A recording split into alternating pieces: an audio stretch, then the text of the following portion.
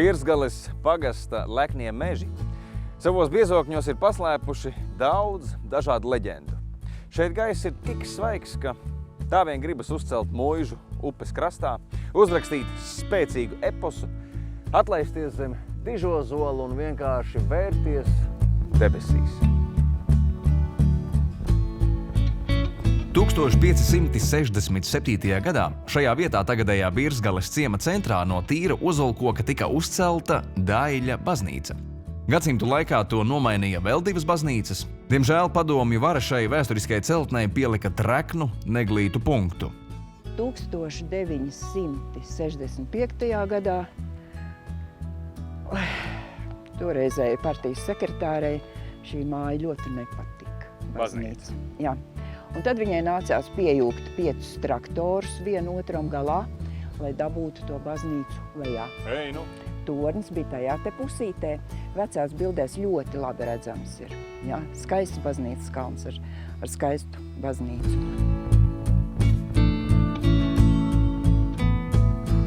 Birzgales pagasts var lepoties arī ar nacionālā eposa Lāčplēsis autoru Andreju Pumpuru, kurš dzimis Birzgales pagastā. Atzīmējot eposa 100 gadi un godinot tā autoru, viņa dzimto māju vietā 1988. gadā tika atklāts tēlnieka Jāņa Karlova un arhitektes Ingūnas Rīvenes veidots 6 metrus augsts monuments.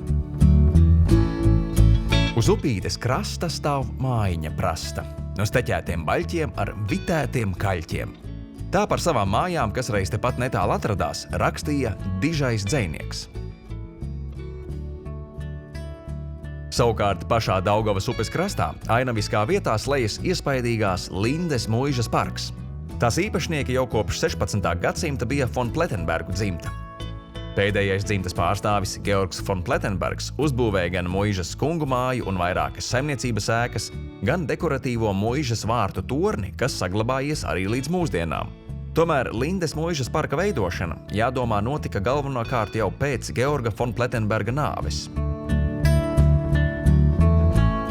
Vietējā ķieģeļceplī gatavotie ķieģeļi Linden tika iemūrēti gan Muižā ceļot, gan Muižas ēkās, gan arī traģiski tad, kad Muižu 1918. gadā sabombardēja, tad barons Hāns atļāva savas Muižas šos ķieģeļus izmantot apkārtējo māju celtniecībai.